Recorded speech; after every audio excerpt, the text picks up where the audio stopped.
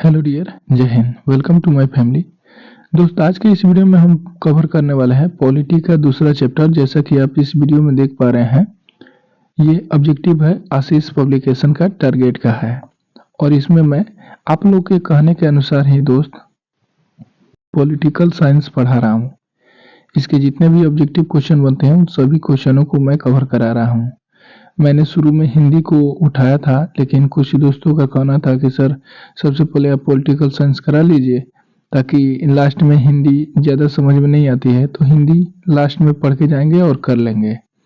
तो मैं आप ही लोग के कहने के अनुसार जो है कि पॉलिटिकल साइंस पहले करा रहा हूँ, उसके बाद मैं अलग अलग सब्जेक्ट करा के आपका पूरा टॉपिक क्लियर हो जाएगी और इसके बाद मॉडल सेट किया जाएगा। इससे पहले मैंने एक आपको मॉडल सेट कराया भी है 100 क्वेश्चन का, उसे आप जरूर देखेंगे। आप लोग के सपोर्ट से दोस्त मैं ये बीड़ा उठाया हुआ हूँ, इसमें आप मेरी सहयोग करें। देखिए दोस्त, अगर आप चाहते हैं सभी ऑप्शन को डील करें, मतलब सभी ऑप्शनों को हम समझाते हुए चलें, जिससे आपका बहुत सारा फैक्ट क्लियर होगा और आप अपने कंसेप्ट को क्लियर करके ना केवल ऑब्जेक्टिव क्लियर करेंगे बल्कि आपका सब्जेक्टिव भी लिखने का तरीका महसूस हो जाएगा, कैसे लिख सकते हैं।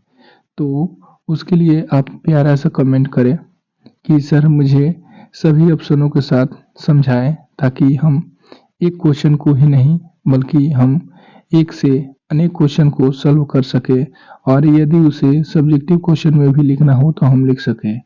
जैसा कि आपको एक नंबर क्वेश्चन को हम अच्छे तरीके से समझा देते हैं। देखिए, निम्नलिखित में से किस विषय को राज सूची के अंतर्गत रखा गया है। तो सबसे पहले जानिए दोस्त, जो सूची होती है, सूची कितनी है तो 3 है मेरे प्यारे मित्र, कितनी है।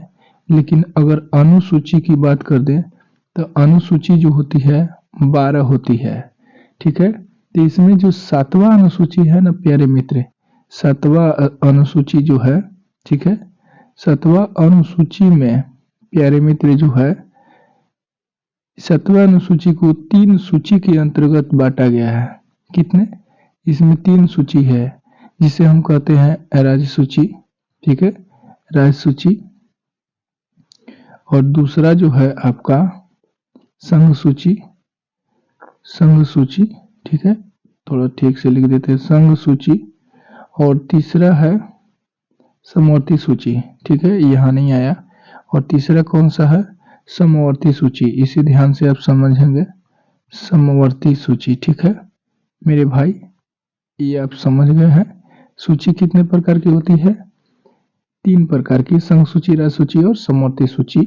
लेकिन अनुसूची की अगर बात करें तो ये 12 प्रकार की है। लेकिन जब भारत आजाद हुआ था, यानी जब संविधान बना था, जब संविधान बना था प्यारे मित्र, तो उसमें 8 सूची थी। 9वीं अनुसूची जो है, 9वीं अनुसूची कब जोड़ा गया तो 1951 में जोड़ा गया, पहला संविधान संशोधन करके, ठीक है। अब चलिए दोस्त, इसमें हम ज़्यादा नहीं बताएंगे, लेकिन आपको इतना जरूर बताते हैं कि देखिए, जिस विषय पर, जिस पर केवल राज्य सरकार ही कानून बनाती है, कौन? केवल राज्य सरकार ही कानून बनाती है, उसे राज्य सूची के अंतर्गत रखा जाता है। उस कानून व्यवस्था को राज्य सूची के अंतर्गत रखा जाता है। जैसे कृषि हो गया, सिंचाई हो गया, पुलिस हो गया, डॉक्टर हो गया, ये सभी जो है राज्य सूची के अंतर्गत आते हैं। दूसरा बात कर लेते हैं संघ सूची, वैसा विषय जिसमें केवल और केवल केंद्र सरकार ही अपना कानून बनाता है, उसे हम संघ सूची के रूप में जानते हैं। उसे क्या कहते हैं? उसमें हम संघ सूची में रखते हैं, संघ सूची, ठीक है। और समवर्ती सूची वैसा कानून व्यवस्था जिसमें राज्य सरकार और संघ सरकार, मतलब केंद्र सरकार, दोनों मिलकर के कानून बनाता है, उसे समवर्ती सूची में रखा जाता है। लेकिन सर्वोपरि केंद्र सरकार का ही होता है, यानी कि जब समवर्ती सूची में जो भी कानून बनता है केंद्र सरकार ही का बात माना जाता है, ठीक है। लेकिन ये जरूरी नहीं है कि हमेशा उसी का बात, तो लेकिन सपोर्ट तो राज्य सरकार करती ही करती है, ठीक है। इसमें बहुत सारे फैक्ट आपको मिल सकते हैं प्यारे मित्र क्वेश्चन से। अब देखिए बात ये कर लेते हैं राज्य सूची में कितने विषय हैं, अब कितने हैं, समवर्ती सूची में कितने विषय थे, कितने विषय हैं। तो इन सभी के बारे में अगर हम डिटेल से आपको समझाने लगे तो ये टॉपिक बहुत लंबा हो जाएगा। अगर आप ऐसे ही चाहते हैं तो इस चैनल को अपना एक सपोर्ट दें और कमेंट बॉक्स में बताएं, मैं आपका एक एक पॉइंट को क्लियर कर दूंगा ताकि आपको सब्जेक्टिव क्वेश्चन लिखने में भी आसानी हो। तो देखिए दोस्त, अभी जो हमने आपको समझाया है तो 1 नंबर प्रश्न का उत्तर क्या हो जाएगा, इनमें सभी। कुछ पॉइंट को याद रखेंगे, अगर ऑप्शन में इनमें सभी दिया रहे तो आप आंख मूंद के बेहिचक ऑप्शन डी यानी इनमें से सभी लगा देंगे, ठीक है। यदि बड़ा बड़ा आंसर है, सभी बड़ा है तब तो आपको पढ़ना पड़ेगा, लेकिन 3 ऑप्शन छोटा हो और एक ऑप्शन जो है आपका बड़ा हो तो क्या होगा, वही आंसर आपका होगा जो बड़ा है। या फिर यदि आपका ए और बी दोनों कहा है, ए बोथ बी यानी ए एंड बी दोनों कहा है तो वही ऑप्शन होगा, ठीक है। आपने क्या सीखा, इनमें से सभी ए और बी या फिर बड़ा आंसर वही होता है। सो चलिए दोस्त, आपको एक ट्रिक मैंने दे दिया, ये आपका 2 से 3 नंबर यही क्लियर कर देगा। अब आते हैं क्वेश्चन नंबर 2 की तरफ। निम्नलिखित में से कहाँ संघीय सरकार प्रणाली नहीं है। तो मेरे मित्र कहाँ पे संघीय सरकार प्रणाली नहीं है, तो यहाँ पे देखिएगा भारत सरकार में संघीय यानी वैसा सरकार जिसमें संसद अपनी बनती है, तो भारत में है, स्पेन में है और संयुक्त राज्य अमेरिका में भी है, लेकिन चीन में जो है नहीं है। यहाँ पे अभी राजतंत्र के जैसा ही कानून व्यवस्था चलती है। चलिए क्वेश्चन नंबर 3 चलते हैं। निम्नलिखित में से किस शहर में नगर निगम की स्थापना हो चुकी है। तो किस शहर में नगर निगम की स्थापना हो चुकी है, तो भागलपुर में नगर निगम की स्थापना हो चुकी है। और ये देखिए दोस्त, आपको ये बात हम बताना भूल ही गए कि ये जो है 2025 का अपडेट क्वेश्चन है जो फर्स्ट शिफ्ट में पूछा गया है। यहाँ पे देखिए ये फर्स्ट शिफ्ट में और ए में पूछा गया है, ठीक है, 2025 का ही क्वेश्चन है, ठीक है। ऐसे क्वेश्चनों को आप नहीं भूलेंगे, ये वीवीआई क्वेश्चन है, ठीक है। और दोस्त अगर यह वीडियो आपको हेल्पफुल लगे तो जरूर सब्सक्राइब कीजिएगा इस चैनल को। क्वेश्चन नंबर 4 है, क्या कह रहा है, सोवियत संघ का विघटन कब हुआ। तो ये तो बच्चा बच्चा जानता है, सोवियत संघ का जो विघटन है 1991 में यानी 1991 ईस्वी में हुआ था। कब हुआ था मेरे प्यारे मित्र, 1991 ईस्वी में हुआ था, ठीक है। ये क्या हुआ था ना कि तकरीबन 12 देश में ये बट गया जब ये विभाजन हुआ था, तो ठीक है। अगला क्वेश्चन है 5 नंबर क्वेश्चन को ध्यान से देखेंगे आप। राज्य पुनर्गठन आयोग जो 1953 ईस्वी का गठन किसकी अध्यक्षता में हुआ था। तो यहाँ पे ऑप्शन नहीं है, यहाँ पे ऑप्शन है आपका आंसर। तो यहाँ पे देखिएगा राज्य पुनर्गठन आयोग का जो गठन था वो फजल अली की अध्यक्षता में हुआ था, जो कि ऑप्शन ए में दिया गया है। अब देखिए पोटालू राम तुली जो थे 58 दिन आमरण अनशन के बाद इनका देहांत हो गया था। तब उस समय के तत्कालिक प्रधानमंत्री जवाहरलाल नेहरू ने तुरंत ही राज्यों को भाषा के आधार पर गठन करने के लिए 1953 में दे दिया, जो कि आगे चल के 1956 ईस्वी में आंध्र प्रदेश नामक पहला राज्य का गठन किया गया था, ठीक है। उसके बाद में धीरे धीरे करके पूरे भारत में जोर पकड़ लिया कि भाषा के आधार पर राज्यों को विभाजित किया जाए, मतलब अलग अलग किया जाए। चलिए दोस्त इतना ही, बाकी डिटेल्स आपको बाद में समझा देंगे। चलिए 6 नंबर क्वेश्चन है, पंचायती राज संस्थानों के विघटन की स्थिति में कितने समय अंतराल में चुनाव कराना अनिवार्य है। तो मेरे प्यारे मित्र यहाँ पे देखिए 6 माह से अधिक नहीं होना चाहिए, चाहे कोई भी चुनाव हो, उसमें पंचायती राज ही नहीं बल्कि कोई भी चुनाव हो, अगर वो पद रिक्त हो गया है, राष्ट्रपति का छोड़ के राष्ट्रपति का पद कभी भी रिक्त नहीं होता है। और रही बात प्रधानमंत्री के पद, तो प्रधानमंत्री के पद का तुरंत मतलब चुनाव हो जाता है उससे पद खाली होने से पहले। ठीक उसी प्रकार जब तक किसी भी पद की अगर बात करें जब तक उसका अगला वारिस नहीं आ जाता तब तक वो पद खाली नहीं हो सकती है। लेकिन अपवाद में अगर उस आदमी का अचानक देहांत हो जाता है या फिर वो आदमी कहीं चला जाता है तो उस पद पे कोई और उसके नीचे वाला जस्ट नीचे वाला व्यक्ति आगे चला जाता है। उदाहरण स्वरूप यदि मान लीजिए भारत की वर्तमान में राष्ट्रपति में कौन है, द्रौपदी मुर्मू है, वो कहीं विदेश दौरा पे चली गई हैं, तो जो उपराष्ट्रपति होंगे ना, तो उपराष्ट्रपति जो होंगे वही क्या करेंगे, राष्ट्रपति के कार्यों को संचालित करेंगे। ठीक है। अब देखिए अगला क्वेश्चन की बात करें तो इसका आंसर क्या हो जाएगा प्यारे मित्र, ऑप्शन बी। 7 नंबर, निम्नलिखित में से किस देश में एकात्मक शासन व्यवस्था है। तो एकात्मक शासन व्यवस्था जो है यहाँ पे क्या हो जाएगा, अभी मैंने आपको क्या बताया कि इनमें से सभी दिया रहे तो वो आंसर कर दीजिएगा। चीन, ब्रिटेन, फ्रांस, ये तीनों देशों में एकात्मक शासन व्यवस्था है। ठीक है। 8 नंबर क्वेश्चन को देखिए, निम्नलिखित में से क्या भारतीय संघीय व्यवस्था की विशेषता नहीं है। तो भारतीय संघीय व्यवस्था की विशेषता इनमें से कौन सी नहीं है। तो देखिएगा दोहरी सरकार है, यानी दोहरी सरकार का मतलब एक के ऊपर एक सरकारें है, एक के ऊपर एक कानून व्यवस्था है। ठीक है, यानी एक के ऊपर एक कानून व्यवस्था, जैसे संसद के अंतर्गत जो भी है बटे हैं, मंत्री के रूप में बटे हैं। ठीक है, ठीक है, एमएलए जिसे बोला जाता है। और यहाँ पे जैसे पुलिस, एसपी, डीएसपी ऐसे पद होते हैं ना, तो ठीक उसी प्रकार से भारत में दोहरी सरकार है, यानी केंद्र में अलग राज्य में अलग। ये समझिए, दोहरी सरकार का मतलब हो गया केंद्र में अलग राज्य में अलग। ठीक है।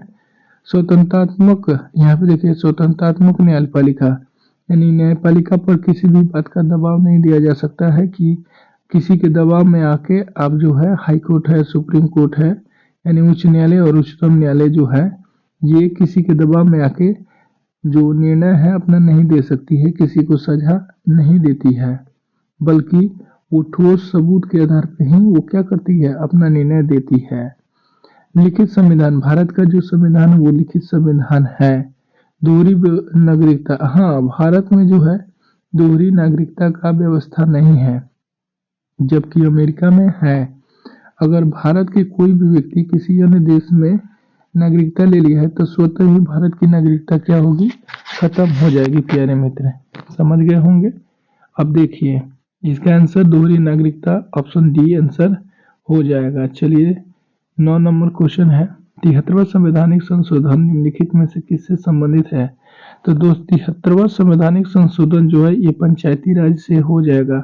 ठीक है, आगे बढ़ते हैं। पंचायती राज जो है 73वां संविधान संशोधन 1973 में ही आया था। ठीक है, लेकिन ये कब, ये जो व्यवस्था, सॉरी यहाँ पे कुछ मिसिंग हो गया, 1992 में आया था। ठीक है, लागू हुआ था। ठीक है, अब देखिएगा यहाँ पे मेरे भाई नगर पालिका, यहाँ पे देखिएगा ये जो है 11वीं अनुसूची में पंचायती राज व्यवस्था को स्थान मिला है और 12वीं अनुसूची में नगर पालिका को रखा गया है, ये आप जान लीजिए। चलिए 10 नंबर क्वेश्चन की तरफ चलते हैं। निम्नलिखित में से कहाँ महिलाओं के लिए आरक्षण की व्यवस्था किया गया है। तो पंचायती राज व्यवस्था में किया गया है। ठीक है, निम्नलिखित में से किसी नगर का प्रथम नागरिक माना जाता है। तो नगर का प्रथम नागरिक जो है महापौर को माना जाता है। ठीक है, थोड़ा फास्ट अब चलेंगे, ये फटाफट क्वेश्चन है। संविधान की 11वीं अनुसूची का संबंध किससे है। तो संविधान की 11वीं अनुसूची का जो संबंध है ग्राम पंचायत से, अभी जस्ट आपको बताया है, और 12वीं अनुसूची का नगर पालिका से। 13 नंबर क्वेश्चन है, स्थानीय स्वशासन को राज्य के नीति निर्देशक सिद्धांतों के किस अनुच्छेद में स्थान दिया गया है। तो ये जो है आपका यहाँ पे क्या कर रहा है, स्थानीय स्वशासन की नीति निर्देशकता, तो ये इसमें जो है स्थानीय स्वशासन यानी ग्राम पंचायत के बारे में कह रहा है, तो अनुच्छेद 40 में ग्राम पंचायत दिया गया है। ठीक है, 14 नंबर क्वेश्चन है, मुखिया के विरुद्ध अविश्वास प्रस्ताव पारित करने के लिए कितने बहुमत की आवश्यकता होती है। तो मुखिया जी जो होते हैं, अगर उन पे अगर आप अविश्वास प्रस्ताव ला रहे हैं तो 2/3 बहुमत होनी चाहिए।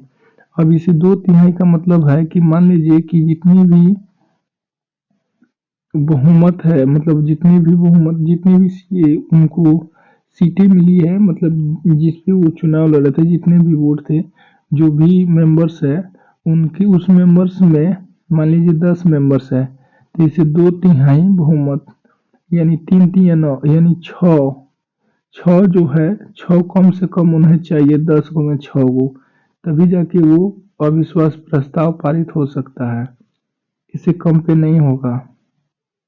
ठीक है, तो अब देखिएगा यहाँ पे बिहार में अगला क्वेश्चन है आपका, बिहार में एक नगर निगम में अधिकतम कितने वार्ड हो सकते हैं? तो यहाँ पे दोस्त जो है 75 हो सकते हैं। कितने हो सकते हैं? 75, 75 हो सकते हैं। अगला क्वेश्चन है पंचायती राज व्यवस्था से संबंधित समिति कौन सी है?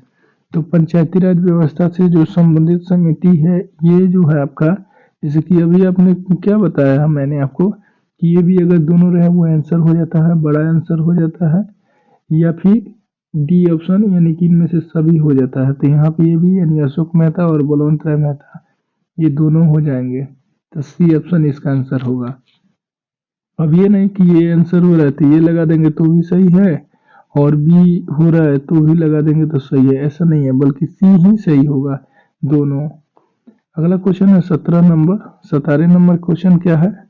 निम्नलिखित में से किसका त्रिस्तरीय ढांचा है? तो किसका त्रिस्तरीय ढांचा है दोस्त? तो यहाँ पे देखिए डायरेक्टली आप कह सकते हैं इनमें से सभी, क्योंकि ऑप्शन में इनमें से सभी है। तो सहकारी साख समिति, पंचायती राज और उपभोक्ता संरक्षण अधिनियम, ये तीनों के तीनों सही है। 18 नंबर है संघराज की विशेषता नहीं है। तो यहाँ पे संघराज की विशेषता नहीं है। तो अभी अभी आपको क्या बताया, संघराज की विशेषता एकहरी शासन नहीं पड़ता है, जबकि लिखित संविधान होता है, शक्तियों का विभाजन होता है, लेकिन सर्वोच्च न्यायपालिका भी होती है, लेकिन यहाँ पे एकहरी शासन व्यवस्था नहीं होती है। यानी कहने का मतलब है केवल वही कहे वही मान्य होगा, ऐसा नहीं है। जबकि स्वतंत्र न्यायपालिका होती है, और शक्ति जो है जैसे थाना, पुलिस, मतलब पुलिस से दरोगा, एसपी, डीएसपी ऐसे होता है। शक्तियों का विभाजन है, लिखित संविधान है, सर्वोच्च न्यायपालिका है, मतलब न्यायपालिका स्वतंत्र है, लेकिन ये जो है आपका यहाँ पे एकहरी शासन व्यवस्था नहीं है। अब आपका क्वेश्चन नंबर 19 की तरफ हम आ गए हैं। यहाँ पे देखिएगा संघ सरकार का उदाहरण है, तो संघ सरकार का उदाहरण कहाँ हो जाएगा प्यारे मित्र? तो अमेरिका में हो जाएगा। अगर भारत ऑप्शन में रहता तो भारत भी आंसर हो जाता, जबकि चीन में, ब्रिटेन में संघ सरकार का उदाहरण नहीं है। क्वेश्चन नंबर 20 की तरफ आ गए हैं, थोड़ा ध्यान दीजिएगा। भारत में किस, देखिएगा यहाँ पे क्वेश्चन है, भारत में संघ और राज्यों के बीच अधिकारों का विभाजन किसकी कितनी सूची में बताया गया है? तो देखिएगा भारत में जो है, भारत में संघ और राज्यों के बारे में जो बताया गया हो वो किस सूची में है? तो संघ सूची, राज्य सूची और समवर्ती सूची, यानी 3 सूची में बांटा गया, जो कि पहले क्वेश्चन में मैंने आपको समझा दिया है।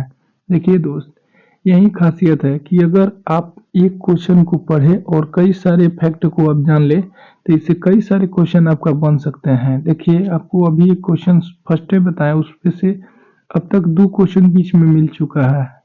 समझिए कितना इम्पोर्टेंट है सरसरी निगाहों से पढ़ना, एक एक पॉइंट को जानना। लेकिन मैं ये नहीं कि जो बहुत ज़्यादा बताऊंगा, वही बताऊंगा जो आपके लिए ज़रूरी है। सत्ता में हिस्सेदारी सही है क्यों? कि सत्ता में हिस्सेदारी क्यों ज़रूरी है? क्योंकि यह जो है यह विविधता को अपने में समेट लेती है। बिल्कुल सही है, आप बताएंगे सही है कि गलत है? देश की एकता को कमजोर करती है? नहीं भाई, ये भी गलत है, ये भी गलत है, कमजोर नहीं करती है। फैसले देने में देरी नहीं करती है, तुरंत मतलब जल्दी जल्दी करती है, उतनी देरी नहीं करती है। विभिन्न समुदायों के बीच टकराव कम, हाँ ये जो ज्यादा सटीक आंसर हो रहा है। सत्ता में अगर साझेदारी होगी तो जो विभिन्न समुदाय के लोग हैं अलग अलग, उनका टकराव कम होगा। ठीक है, क्वेश्चन नंबर 22 की तरफ चलते हैं। संघवाद लोकतंत्र के अनुकूल है क्योंकि, यहाँ पे मैंने आपको क्या आंसर बताया है कि जो बड़ा आंसर दिखे वही आंसर करना है, यही ना बताए थे। तो 22 नंबर क्वेश्चन का आंसर क्या होगा? जो बड़ा दिखे वो आंसर कर दीजिए। तो यहाँ पे इसका ऑप्शन बी हो जाएगा। संघवादी इस बात की व्यवस्था करता है कि उस शासन व्यवस्था के अंतर्गत रहने वाले लोगों में आपसी सौहार्द एवं विश्वास रहेगा।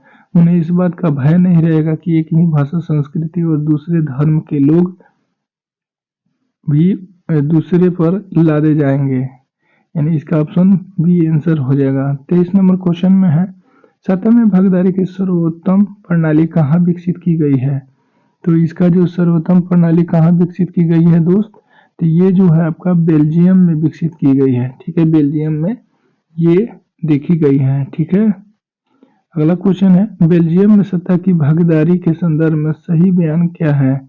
तो बेल्जियम से अगर हम उदाहरण लेंगे तो आपको मैंने क्या बताया, जो बड़ा आंसर दिखे वो आंसर कर दीजिए। तो इसका आंसर कहिएगा तब तो सी होगा, तो बिल्कुल सी आंसर होगा इसका।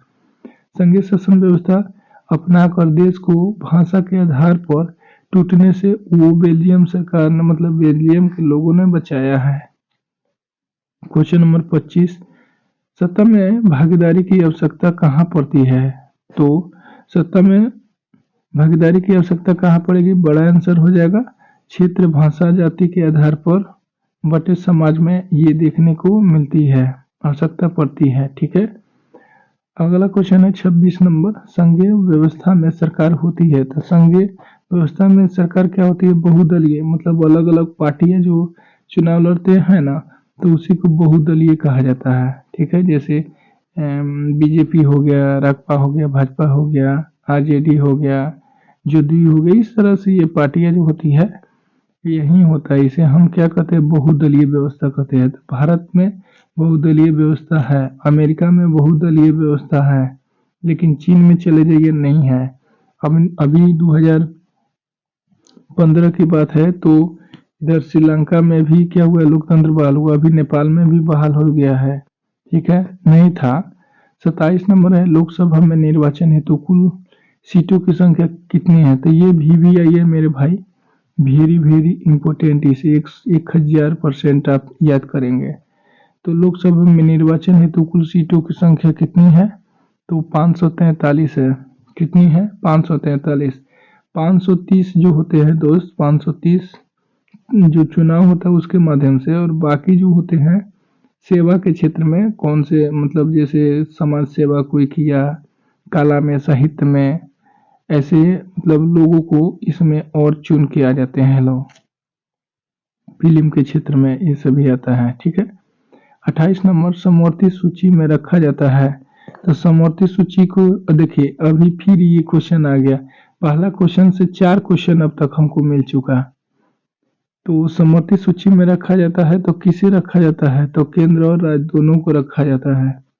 कौन से संशोधन अधिनियम द्वारा सरकार का तीसरा स्तर बनाया गया था? तो तीसरा स्तर बनाया गया था, ये कौन से संशोधन? यानी कि ये हो जाएगा 73वां संविधान संशोधन। अभी अब मैंने बताया था शुरू के क्वेश्चन में कि 73वां संविधान संशोधन को कब लागू किया गया था, यानी कब हुआ था, तो ये कमेंट बॉक्स में आप बताएंगे। 30 नंबर क्वेश्चन है, निम्नलिखित में से कौन सा पंचायती राज व्यवस्था का दूसरा स्तर है? तो पंचायती राज व्यवस्था का दूसरा स्तर हो जाएगा पंचायत समिति। देखिए कहाँ है, तो पंचायत समिति आपका जो है ग्राम पंचायत पहला हो जाएगा, पंचायत समिति दूसरा हो जाएगा, और जिला पंचायत जो है ये तीसरा हो जाएगा। ठीक है, तो ये अगर आप चाहें तो इसे नंबरिंग भी आप कर सकते हैं, 1 2 और ये हो जाएगा 3, ये नहीं होता है। ठीक है, अगला क्वेश्चन की तरफ आते हैं। आपका 31 नंबर क्वेश्चन में है, पंचायती राज व्यवस्था सर्वप्रथम किस राज्य में लागू किया गया था? ये देखिए सबसे ज्यादा वीवीआई क्वेश्चन है ये भी। ठीक है, ये वीवीआई है। देखिए ये 2019 में फर्स्ट शिफ्ट में पूछा गया, 21 में पूछा गया है, सेकंड शिफ्ट में 22 में भी पूछा गया, 23 में भी पूछा जाएगा, और 25 में भी ये आएगा 100%। अभी इसे ध्यान में रखेंगे दोस्त, ये आने वाला है क्वेश्चन। ठीक है, तो देखिएगा पंचायती राज व्यवस्था सर्वप्रथम किस राज्य में लागू किया गया था? तो ये जो है राजस्थान के नागौर जिला में लागू किया गया था। कहाँ किया गया था? राजस्थान के नागौर जिला में। तो ये इसका आंसर ऑप्शन ए हो जाएगा, राजस्थान में। ठीक है, ऑप्शन 32 नंबर चलते हैं, ग्राम कचहरी का प्रधान कौन होता है? तो ग्राम कचहरी का जो प्रधान होता है ये सरपंच होता है। ये बहुत इंपॉर्टेंट क्वेश्चन है दोस्त, इसे वेरी वेरी इंपॉर्टेंट कर लेंगे। ठीक है, ये देखिए 19 में पूछा गया, 21 में पूछा गया और 24 में भी और 25 में भी। तो ये 2026 में भी आने की संभावना बनती है। ठीक है। भारत में किस प्रकार की शासन प्रणाली है? तो ये क्वेश्चन आपको बताना है। ये क्वेश्चन जो है इसी दोनों में से आंसर होगा। आपको बताना है कि ये बी होगा कि डी होगा। एक क्वेश्चन आपके लिए छोड़ते हैं। ठीक है दोस्त। अगला है 34 नंबर। अगर वीडियो हेल्पफुल लग रही है तो एक लाइक जरूर करें दोस्त। बिहार में पंचायती राज व्यवस्था का कार्यकाल कितना होता है? तो ये 5 वर्ष होता है। किसी भी राज्य में 5 वर्ष का होता है। ये नहीं है कि जो वहाँ पे ज़्यादा होगा। पटना नगर निगम के प्रधान को क्या कहा जाता है? तो पटना नगर निगम के प्रधान को जो है महापौर कहा जाता है। ठीक है। पंचायती राज के त्रिस्तरीय स्वरूप में इनमें से कौन नहीं है? तो ये अभी आपको बताए थे ना, नगर निगम नहीं होगा, इसका डी ऑप्शन हो जाएगा। जबकि पंचायत ग्राम पंचायत हो जाएगा, पंचायत समिति हो जाएगा और जिला परिषद यहाँ पे हो जाएगा। तो 36 का आंसर डी हो जाएगा, जो कि आंसर ये नहीं होना चाहिए। 37 भारतीय संविधान की 8वीं अनुसूची में कितनी भाषाओं को रखा गया है? तो मैंने आपको शुरू में बताया था कि 22 भाषा को रखा गया है। कितनी भाषा को? तो 22 भाषा को। भारत में पहला नगर निगम कहाँ बना था? तो देखिए भारत में पहला नगर निगम जो था ये जो है मद्रास में बना था, यानी चेन्नई में बना था। इसका ऑप्शन बी आंसर हो जाएगा। चलिए मेरे प्यारे भाई, अब 39 नंबर क्वेश्चन में आ गए हैं। पंचायती राज संस्थाओं को संवैधानिक दर्जा किस संविधान संशोधन से प्राप्त हुआ है? तो ये जो है आपका 73वां संविधान संशोधन, इससे पहले मैंने आपको समझा दिया है। ठीक है। अगला है 40 नंबर। निम्नलिखित में से कौन नगर निगम में आय का स्रोत है? तो नगर निगम यानी कि शहर में आय का स्रोत क्या है? तो यहाँ पे जो है आपका आयकर ही हो जाएगा। आय पर जो लोग कर देते हैं वही हो जाएगा। निम्नलिखित में से कौन पंचायत की व्यवस्थापिका सभा है? तो पंचायत की व्यवस्थापिका सभा कौन सा हो जाएगा? तो ये जो हो जाएगा आपका ग्राम सभा होगा, क्योंकि ये पंचायत कहाँ पे चलती है? गांव में चलती है। ठीक है। लिच्छवी नरेश चेतक की पुत्री जो है, मतलब बिहार से ही सबसे पहला ग्राम पंचायत का ब्यौरा भी मिलता है। ठीक है मेरे दोस्त। अगला क्वेश्चन है 42 नंबर। राज्यपाल की नियुक्ति कौन करता है? तो देखिए दोस्त, राज्यपाल की नियुक्ति जो है राष्ट्रपति जी करते हैं और राष्ट्रपति के प्रयास प्रसाद पर्यंत पर ये पद पर बने रहते हैं। यानी कुल मिला के बात करें तो राज्यपाल तब तक बने रहेंगे जब तक राष्ट्रपति चाहेगा। अगर चाहे तो 2 दिन में बदल सकता है या 2 दिन में उनको रिजाइन देना पड़ जाएगा। 155 अनुच्छेद 155 में राज्यपाल के बारे में बताया गया है कि भारत में एक राज्यपाल होगा, अनुच्छेद 155 में। ठीक है। और राज्यपाल के बारे में एक और फैक्ट जानिए कि राज्यपाल एक से अधिक राज्य के राज्यपाल हो सकते हैं। अगर मुख्य राज्यपाल को राष्ट्रपति चाहे तो एक से अधिक राज्यों के राज्यपाल उनको बना देगा। अब रही बात राज्यपाल, अगर मान लीजिए आप 2 काम करते हैं, एक काम के लिए चुने गए हैं, तो दोनों काम के लिए आपको पैसा मिलेगा कि नहीं मिलेगा? तो ये कौन जानता है? ये संसद बताएगा कि मिलेगा कि नहीं मिलेगा। राष्ट्रपति बाद में डिसीजन जो कह देगा वही होगा। अगर वो चाहेगा नहीं हम एक ही का देंगे, एक ही राज्यपाल का, तो एक ही को मिलेगा। अगर वो कह देंगे दोनों का मिलेगा तो दोनों का मिलेगा। लेकिन वो चाहे तो दोनों का, मतलब 2 राज्यों का राज्यपाल नियुक्त कर सकते हैं, 2 से अधिक भी कर सकते हैं। ऐसा नहीं है कि एक ही का। 43 नंबर क्वेश्चन है, स्थानीय स्वशासन राज्य के नीति निर्देशक सिद्धांत के किस अनुच्छेद में है? तो स्थानीय स्वशासन जो है राज्य के नीति निर्देशक सिद्धांत के किस अनुच्छेद में देखा गया है? तो ये जो है 40 नंबर में देखा गया है। ये इसे ग्राम पंचायत के बारे में बताता है। ग्राम कचहरी में मुकदमा सुलझाए जाते हैं। तो ग्राम कचहरी में मुकदमा कैसे सुलझाए जाते हैं? तो मैंने आपको अभी बताया, ये भी होगा ऑप्शन में, या इनमें से सभी होगा, या बड़ा ऑप्शन होगा, वो आंसर हो जाएगा। तो दीवानी मामले और फौजदारी मामले दोनों हो जाएगा। तो इसका आंसर सी हो जाएगा।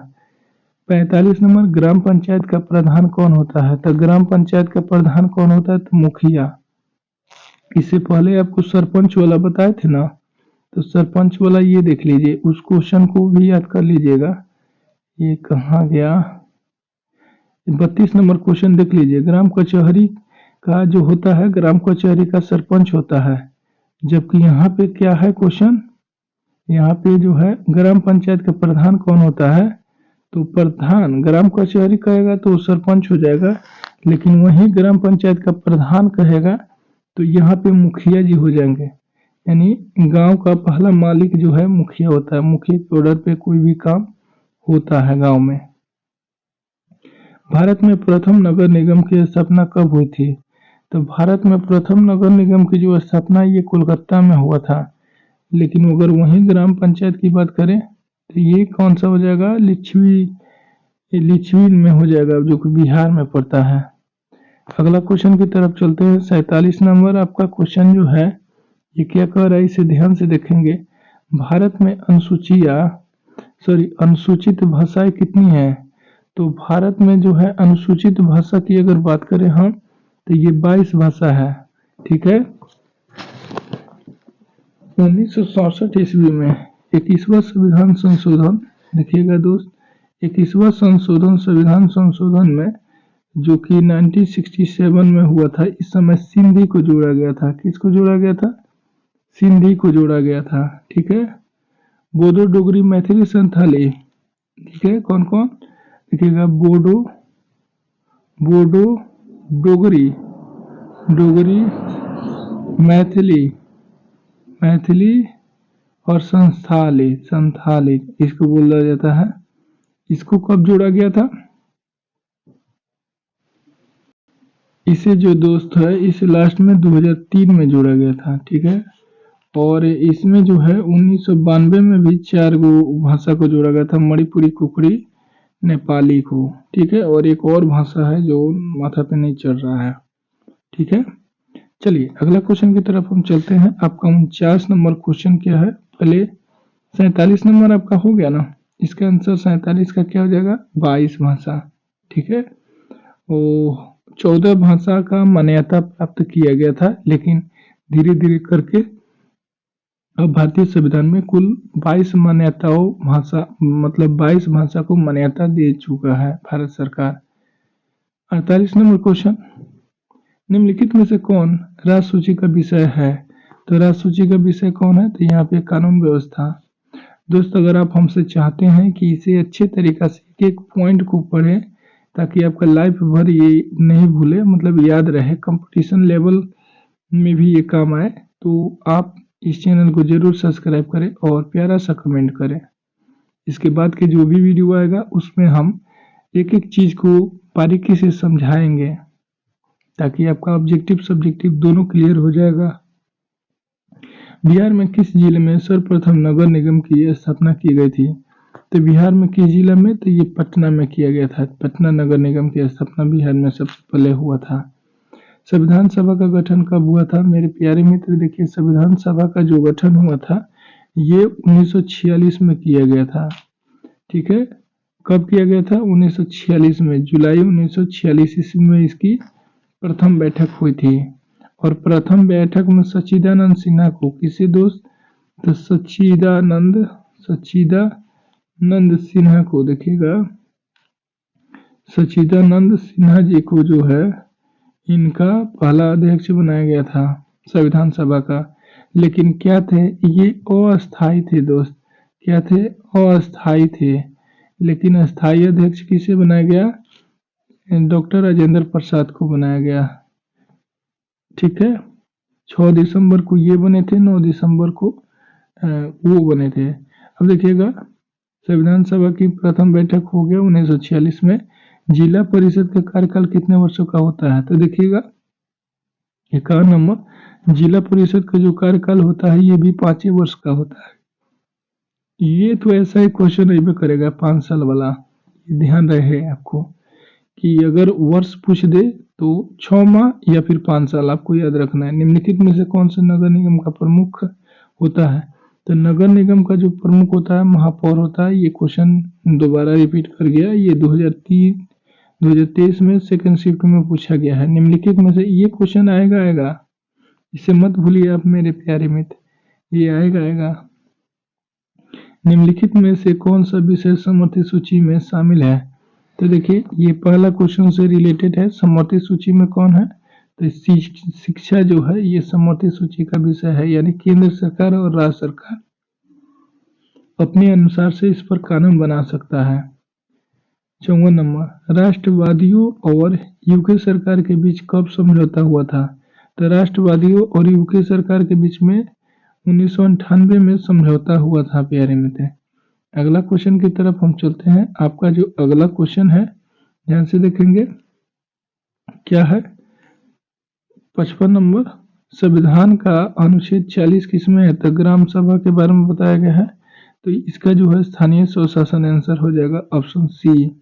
ठीक है, अगला क्वेश्चन है आपका।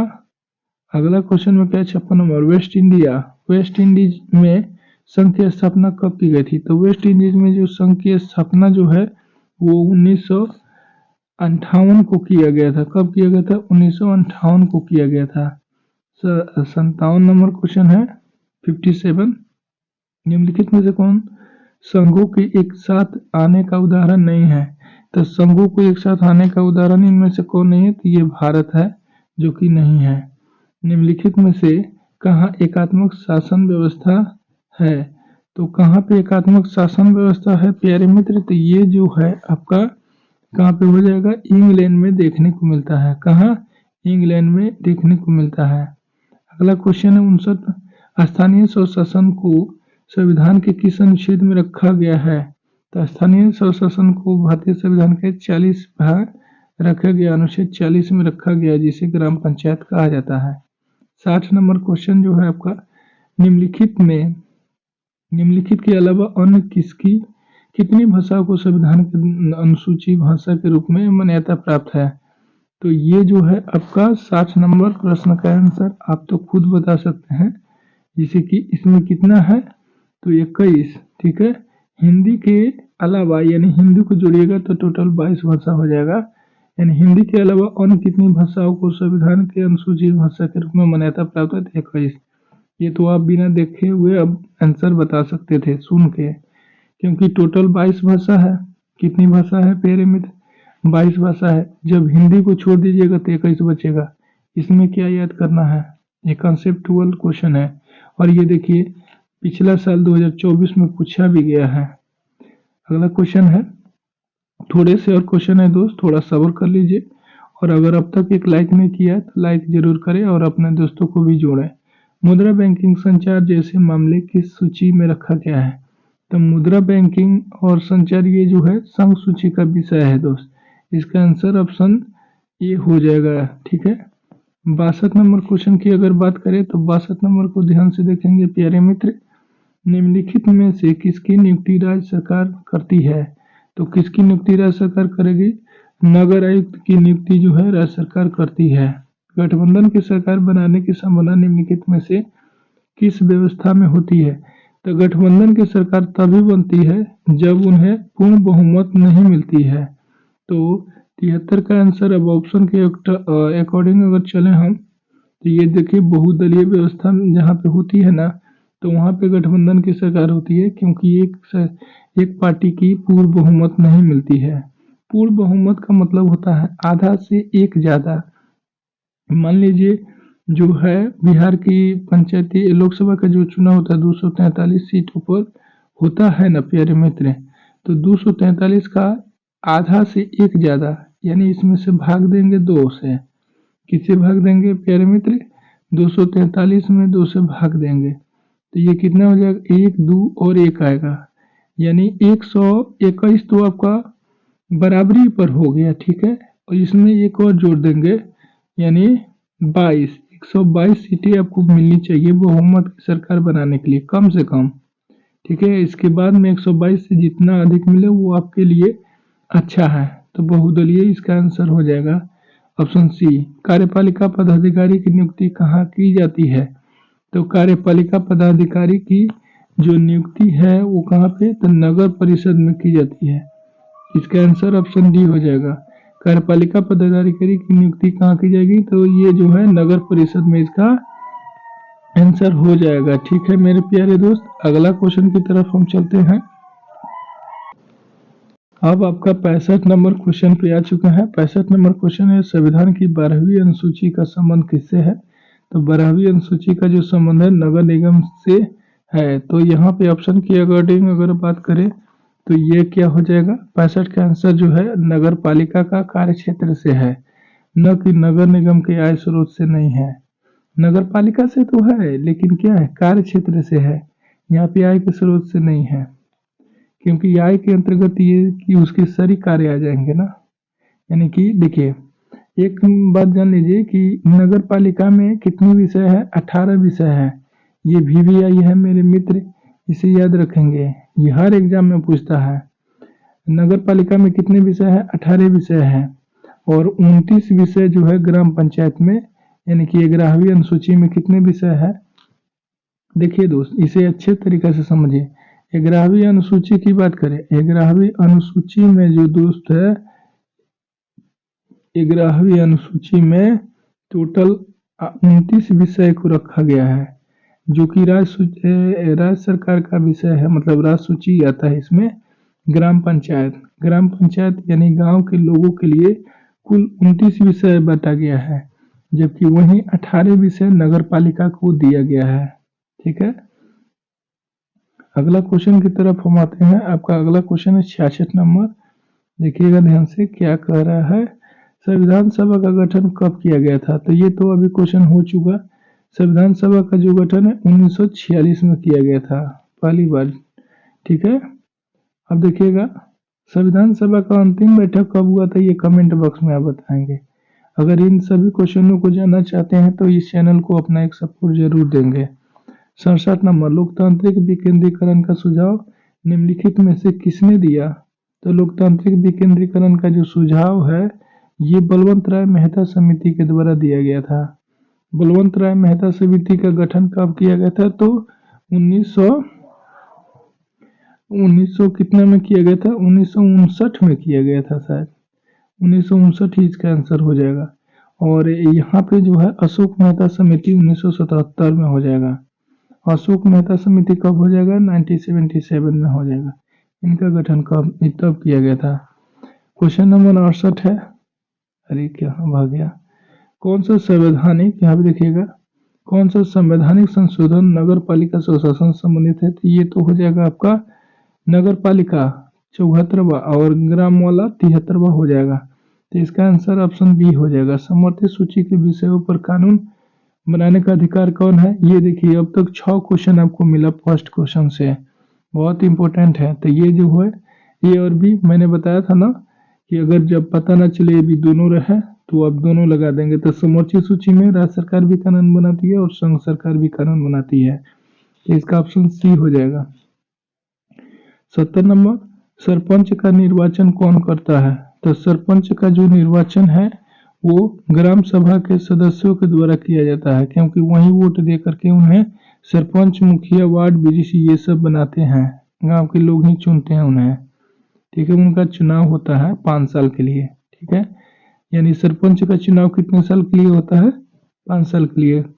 ग्राम का प्रथम अधिकारी कौन होता है, तो मुखिया होता है। ग्राम सभा का चुनाव कितने दिनों के लिए होता है, तो 5 वर्ष के लिए होता है। ठीक है, अब देखिए ग्राम सभा के सदस्य बनने के लिए उम्र कितनी है, तो ग्राम सभा के सदस्य बनने के लिए 21 वर्ष उम्र है।